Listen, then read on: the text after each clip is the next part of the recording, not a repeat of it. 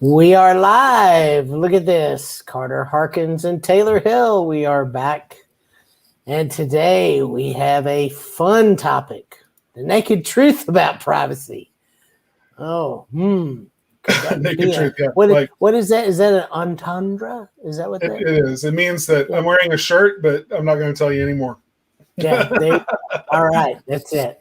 Well, we're going to go over here and be back just a few minutes. Let some people get on, and we will see you shortly.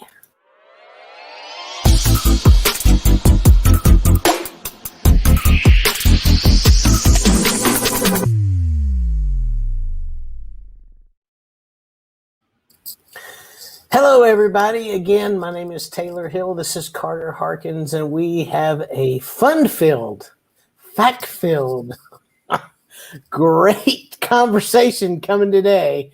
And we hear a lot about this. What in the world is Facebook doing, and why do they creep me out? They know where I'm at. All this kind of stuff. So we're gonna kind of break this down and talk to you guys about what's really going on. And it really is the naked truth about privacy. So let me just tell you what I think's going on. I think we're all we didn't realize it, but we're now all part of a nudist colony. That's what I think. I just think over time, we just kind of played strip poker. And didn't realize it. Colony. Yeah, we turned around and all of a sudden we didn't have any clothes on. And the good part about it is neither did your neighbor. Yeah, social media has changed everything, right? I mean, it's the amount of stuff that people know about us. And by people, I mean large corporations that do nothing but warehouse data points on all of the people around the world. More is known about each of us than we could possibly even fathom. I mean, things that we don't even think about, like, breakfast 8 days ago. This is the kind of stuff that somewhere there's data on what we ate. And the reason they care is because if we ate it once, we'd probably eat it frequently, because human beings are creatures of habit. And if we know that your favorite breakfast link sausage is Jimmy Dean, then Jimmy Dean can advertise to you and get you to spend even more money with them buying a product they already know you like, right? So, or show you new products that you most likely will like. So those profiles are big business, and they call it big data for a reason, but it is getting a little bit scary. Yeah. So do you remember the story? It's probably been 7 or 8 years ago. And I don't know if you remember this, but a father sued Target.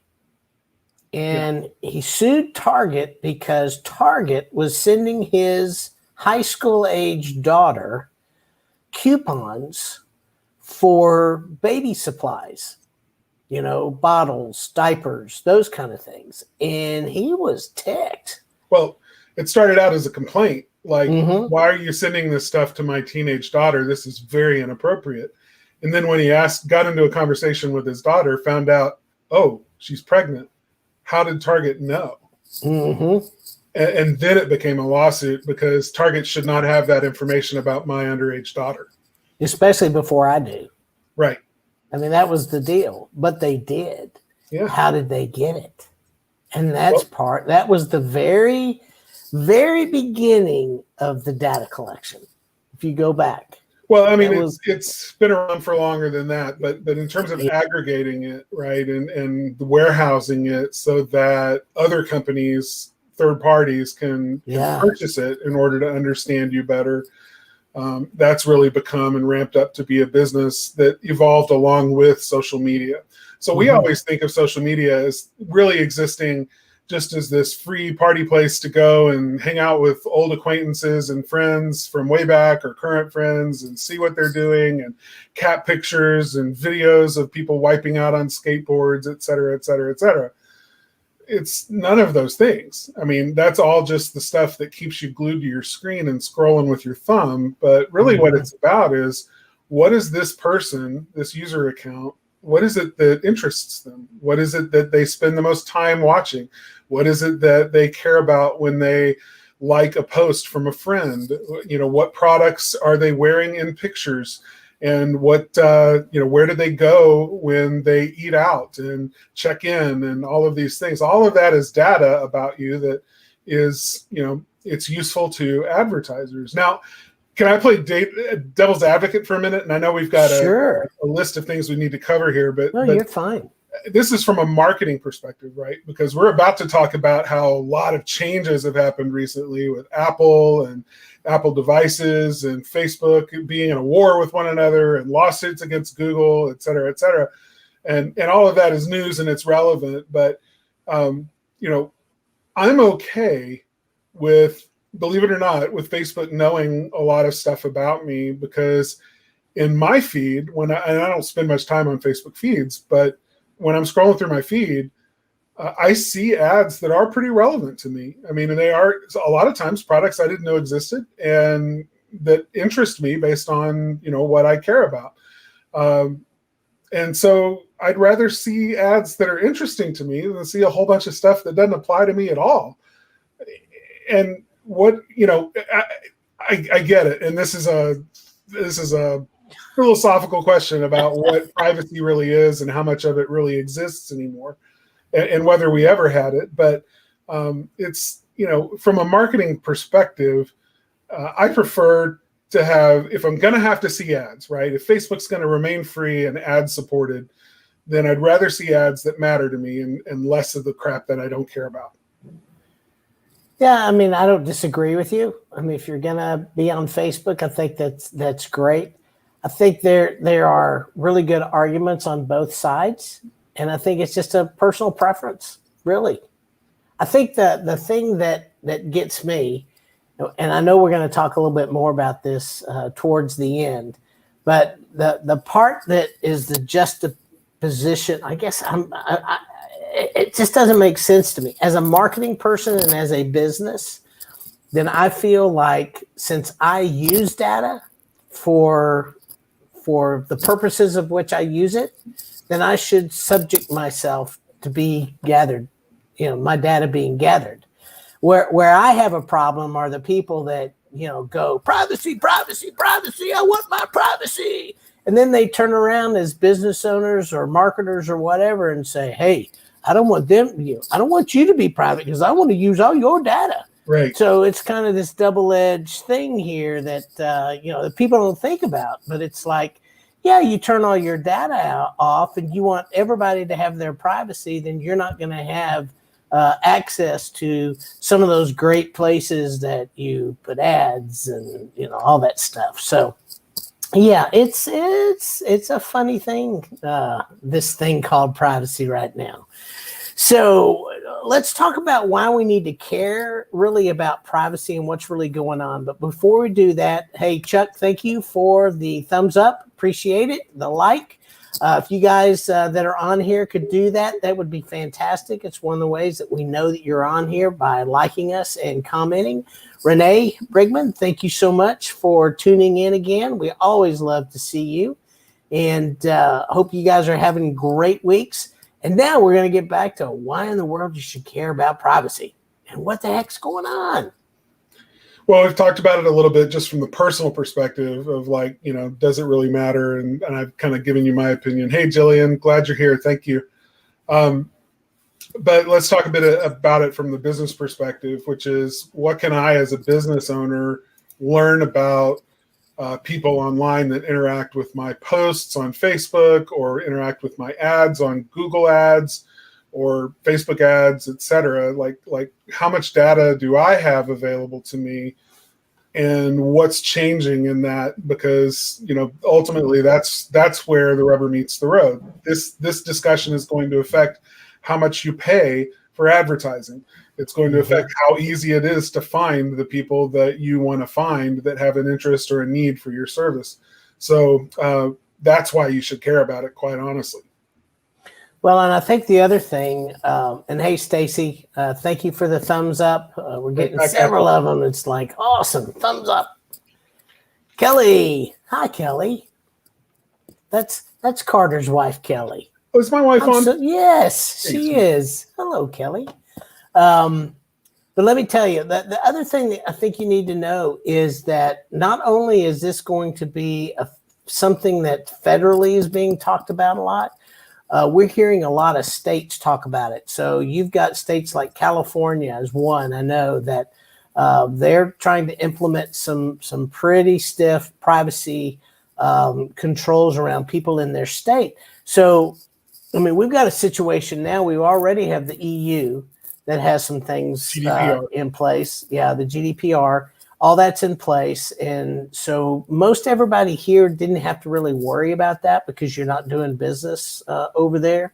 But as those things start to get implemented in the states as well as federally, then it should, it could very well impact your website, what you're doing on your site, how you're doing your ads, the people that you can reach. I mean, it could have a lot of implications on advertising, ads, and any type of solicitation that you might have out there. So and how you too, if you're collecting data that you don't have a right to collect anymore, or you're not following the regulations per state. So most of our clients, in fact, all of our clients, with the exception of maybe one or two, do business in a local area. So you only have to care really about one particular state, and that's the state where you do business. For those of you who do business in multiple states, then you need to make sure that you know what the rules are and how things are emerging in those states.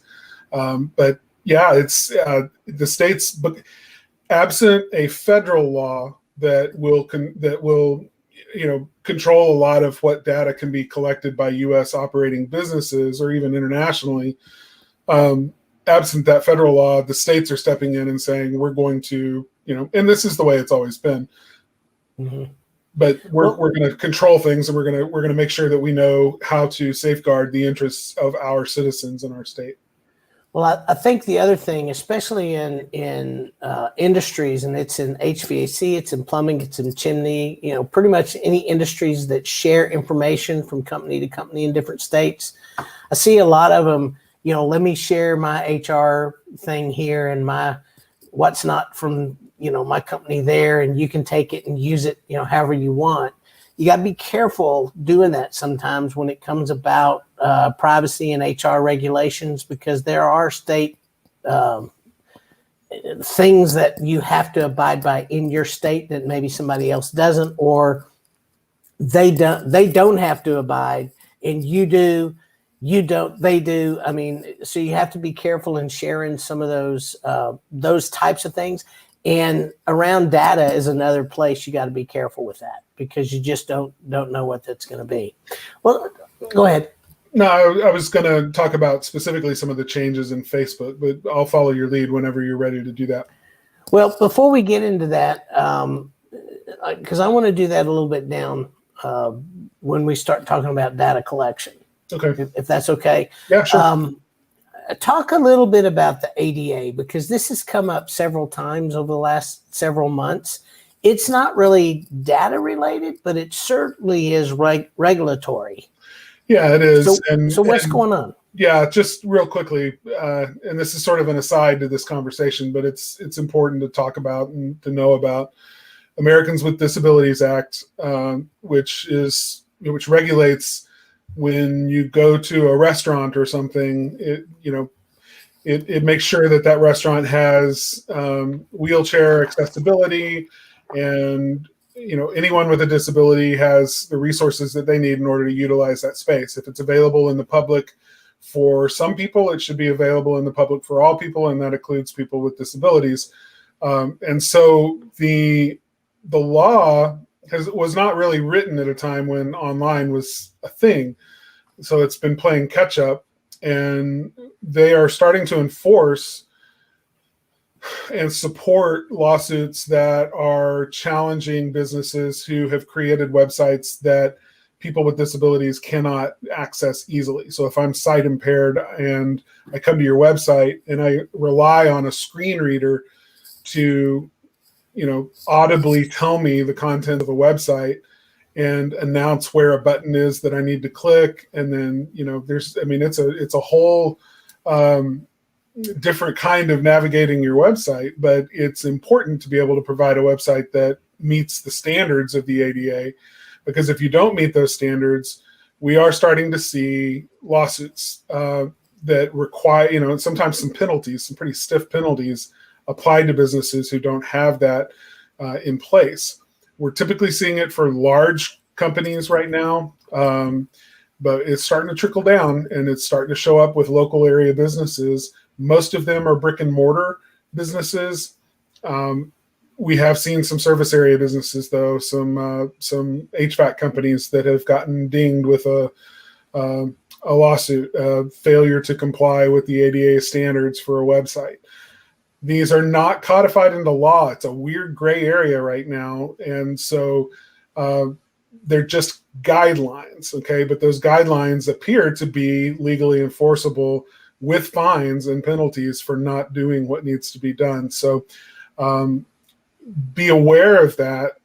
Know that that is something that you will probably need to be considering in the next 2 to 3 years, just because it's regulations. And in a conversation about privacy regulations, we wanted to just go ahead and mention it because it is something that many people don't think about with regard to ways that you can get in trouble online. There are those ways. Yes, there are. Well, I want you to talk a little bit about taking payments online too, because we don't think about this as a data point. No, this is PCI compliance, and this is, for those that collect money online, the way you do it matters, because that data that someone is entering into a web form, such as their name, address, phone number, email address, and credit card, all of that data becomes available to somebody who hacks your website if that data is stored improperly or stored at all. So knowing how that data gets collected is very important, and knowing how to safeguard that data if you do collect it and store it is important as well. So there are rights that people have with regard to their money, and if you have collected money as part of a transaction, they have the right to go after you if you're the reason that their identity was stolen. So you can get in trouble there too. PCI compliance is important. Most people that swipe cards, on location when they're in a customer's home, already know about some of these compliance issues. You may not have thought about it, though, if you have a payment portal or a payment link on your website. So there's some recommendations we can make to you if you are doing that or interested in doing that, and how to do it PCI compliant and in a way that safeguards that data very closely. Awesome. Now we're going to get into the fun part. So I'm going to ask a question. We talked about this in the very beginning, that both of us have had people that swear that Facebook is following them around, listening to their conversations. So I just want to ask real quick that if anybody on here right now has had that very interesting happen to them, just put it out. Let's talk about it a minute, because it's really interesting how they actually gather data, and believe it or not, they aren't listening to you, at least audibly. There's not like a room full of people somewhere on Facebook going, listening to your conversations and making notes with a pen and pencil about who you are and what you do and where you go and what you buy. It's not quite like that, but there's a growing amount of evidence, not just Facebook, by the way, Google, with all of the devices that we use in our home, like the Google Home, that kind of stuff. It's Alexa with Amazon. I mean, Amazon. Your phone listens, Apple. and your devices listen, and there have been lawsuits about that. There have been discovery lawsuits just to find out what the technology is that they're using, how they do it, whether or not recordings are being sent back to, home base and stored in some way. Incriminating evidence in legal lawsuits where people want to know what was said in a room in a conversation. subpoenas to get that information, and I mean, just really wild stuff that's going on around that. There's no question they're listening. They have made some effort to let us know that we shouldn't be too creeped out by it, but at the same time, a bad actor could gain access to that technology or to that system, and perhaps use it for ill-gotten, for bad reasons. So, just being aware of that, I think, is important. That doesn't really play much of a role with regard to what you can do as a business. That's the kind of stuff that Facebook does for Facebook's reasons, and then provides that data to you as a third party or as an advertiser on their platform. So you don't have access to any of that stuff, and don't have to worry about it because you don't have access to it. You're not liable for any of it. But it's interesting to kind of know, because ultimately that's part of how Facebook and Google know, whether or not the people who are on their platform are interested in what you have to offer. So your wife says all the time. Yeah, it does. You know why it's all the time? Because she's on Facebook all the time. Well, that's true. We have Google Home as well. Yeah, Google Home. Yeah. My point is, if you're electronically hooked up, it's going to happen to you all the time. If you have the Google Home, the Amazon, my daughter-in-law and son say it happens to them all the time, but they are talking to Alexa all the time. All the kids are talking to Alexa. They all have iPhones.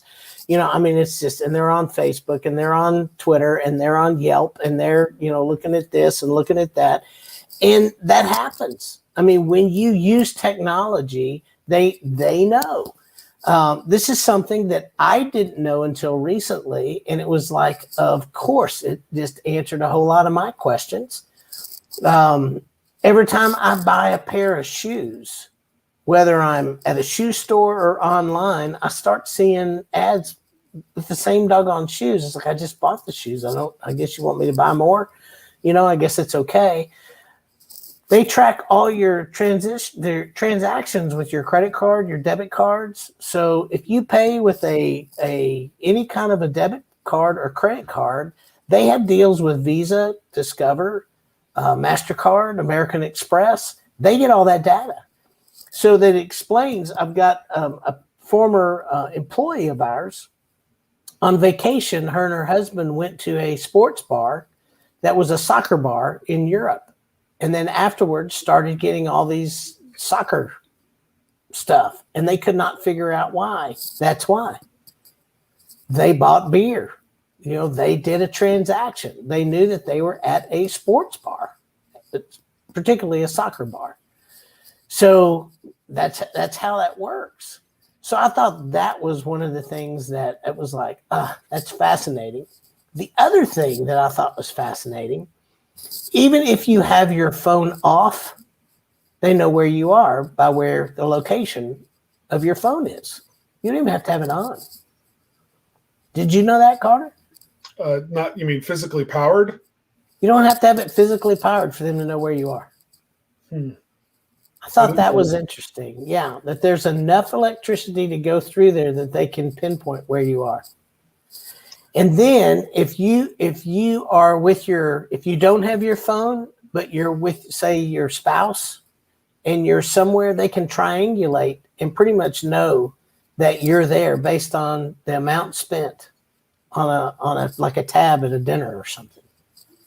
It's just nuts, some of the things. I've read some crazy stuff lately. It's like, oh, wow. It's like NSA has been taken over by big tech. Right. And what can be inferred from that data is, profiles of consumers that fit certain patterns.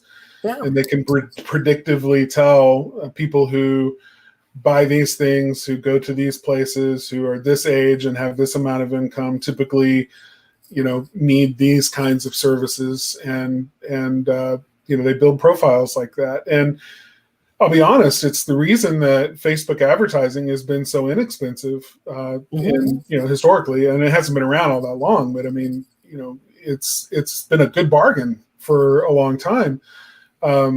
But there are some changes coming, right? Because Apple made changes to their privacy settings in the new version of their operating system, which requires people to opt in to send any of your personal data in the app to the company that published the app. So that makes a difference with regard to what information is available on consumers. It means that less is known about the people who are looking for your services and what those people who they might be and what they might be interested in at any given time. And simply because we don't have as good a data, it means that we've got to do more advertising, cast a wider net to more people who are less relevant to us, in the hopes that we can find in that larger pool the ones who are relevant to us. And that means spending more money. And right now we have seen a little bit of that. Would you say, that's the case? Well, so I want to talk about two things, and I totally agree with Renee. We need to really get over it, because it is what it is, and it just happened, and there's nothing we can do about it. But let me I'm going to piggyback on what you just said. So one of the things that people need to understand, it's not just Facebook. Facebook seems to be the one that everybody talks about more than anything else. But I will tell you, Google, Apple, Amazon, Yelp, Nextdoor, it doesn't matter what the platform is, Instagram, which is owned by Facebook, TikTok, which is a China company. I mean, we can go on and on and on. Clubhouse, I mean, they're just all over the place. Every single one of them, if you will notice, you get to do for free. What you are paying them with your data. Yeah, you are the product. That's the exchange. You're the product. You need to understand that. You are the product. They are using your data in order to create opportunities for businesses to come behind and advertise to you. I'm fine with that. I'm like Carter. I just don't have a problem with that.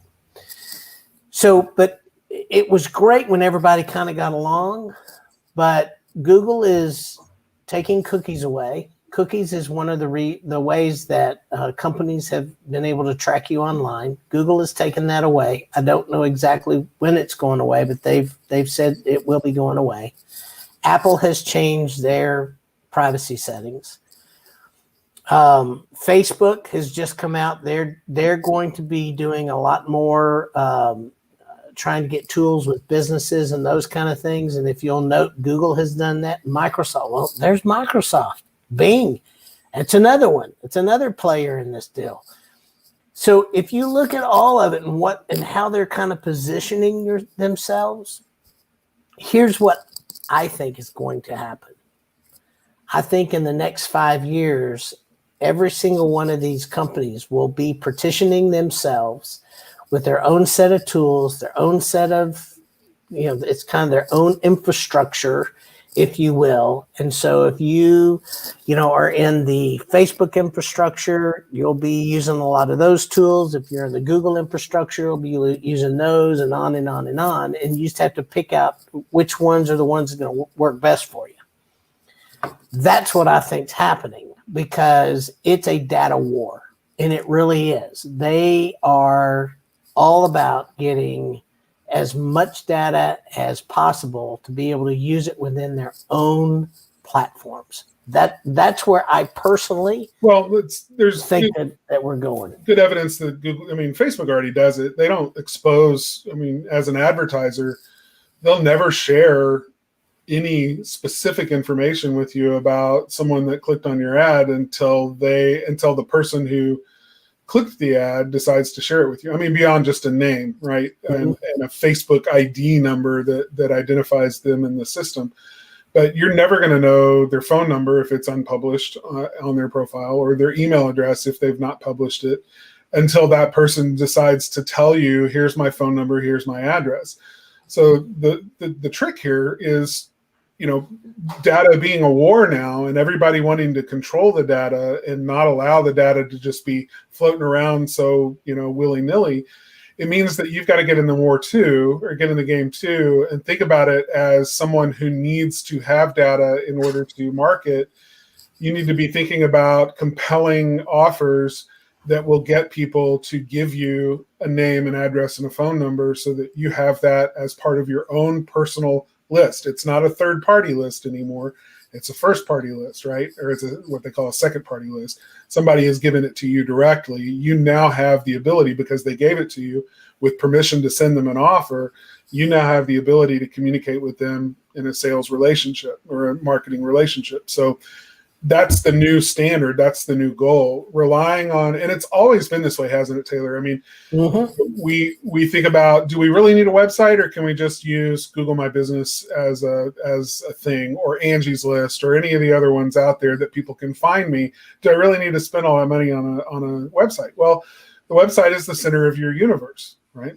And if it's the center of your universe, then your list, the marketing list that you have of contacts and people, customers and prospects, is the Milky Way you live in that universe, right? So it's life for you. And so getting intentional about collecting that information from your list, safeguarding it, using it wisely, following the regulations that exist around how you're allowed to use it, but building that list so that you have it available to you really is the future of what I think marketing. It's always been that way, but anymore because of these changes and these wars going on, you can't rely on the 800-pound gorilla in the space to continue giving you access to data you've always counted on having. The fact is, you need to get that access directly with that customer. Facebook's a great place to make that introduction with that customer, but if you're not getting the specific information from that customer to convert them into your own list, not a list that Facebook provided for you, but your own list, then you've not gone far enough in terms of making use of these platforms to grow your business. And I think that's absolutely 100% true. And it's been that way from the beginning of time. If you control your customer list, nobody can take it away from you. You know, you're not going to lose it unless you. I guess you could lose it, but hopefully you won't. But it makes perfect sense. I think on top of that, when you layer on top of it the things that we've seen, like Google gives you things for free for X amount, and then they charge a little. Well, no, if you have a billion, if you charge $5 to a billion people for a Gmail account, that's a lot of money. Just a little bit to each individual, but that's a lot of money. Same thing I think is going to happen with GMB and map listings and some of that. I think there's going to be some things on there that they're going to start charging for.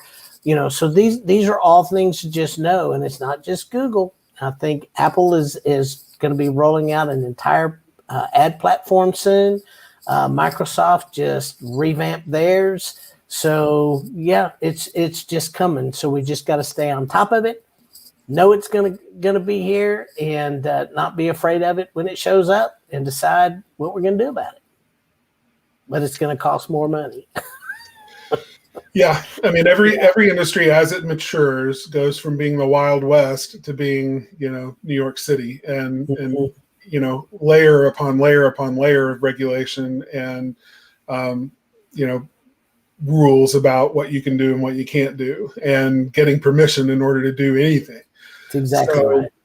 It just that's what we're headed toward. That's the evolution of any industry, of the nature of any new horizon, and we've been surfing this wave a long time, and it's happening in this area next. This is a big concern.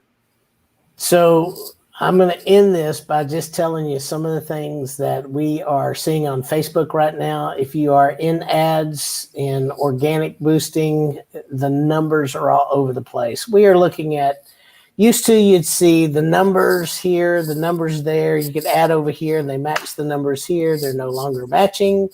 And this has all been since the iOS stuff.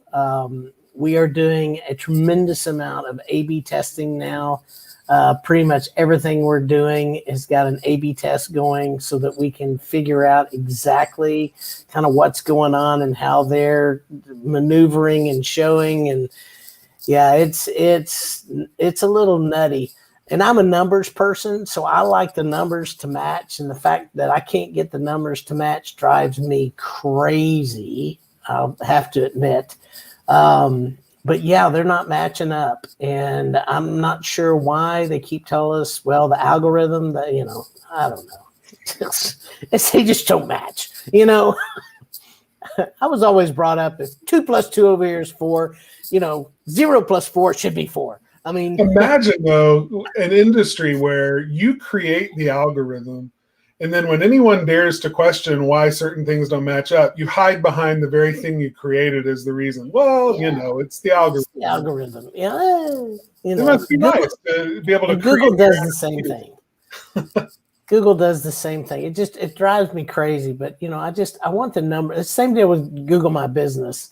We've got 2 different ways to look at it, and they never match, and it still drives me nuts. I can't get them. Yeah, and I don't know which one's right, and so I'm just like, I just average them. It's got to be close. That's kind of what we're having to do. But the Facebook numbers are like really off. They are. We've seen some really off numbers. The world we live in is data driven, and we do it for our clients for a living, and we do it day in and day out. We stay on top of these changes because it's important, and we want you to know about these things because they're important. But if we can help you, if you want to talk ad strategy, like what do I do in the face of some of these changes and things going on, or is it too late for me, or should I not even think about Google or Facebook ads? The question is absolutely, you should be thinking about it. It's still the only game in town. It's the place where you need to play. If you need some advice on how to do that, we can certainly help you with navigating that space and getting the help that you need to really grow your business in these platforms. And you can always reach Carter at sparkmarketer.com. You can reach me at Taylor at sparkmarketer.com.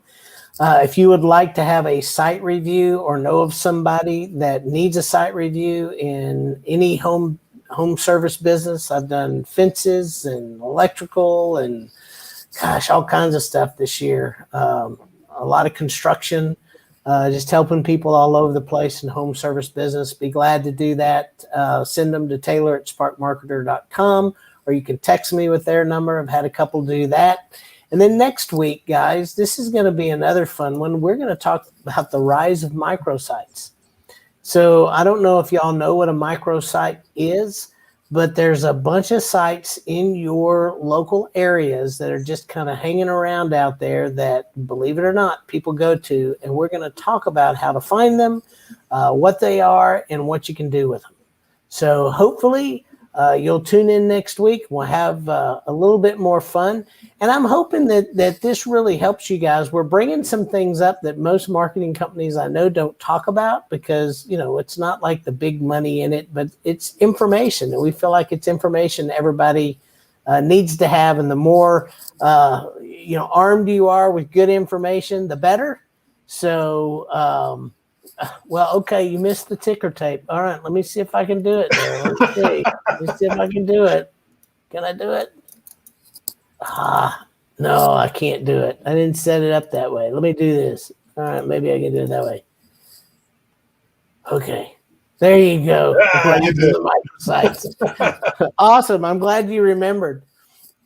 So, I always like having fun with this because what I realized too, look at there, missed the ticker tape. I figured out how we needed to do that. I love this. Bring it on. All right. More information. Great information is always good. Guys, I hope you know how much we love you. And we just appreciate every one of you being here every week. And those that aren't here every week but watch it on the replay, thank you again for that. We really appreciate you. And we'll see you next week. Bye, everyone. Bye-bye.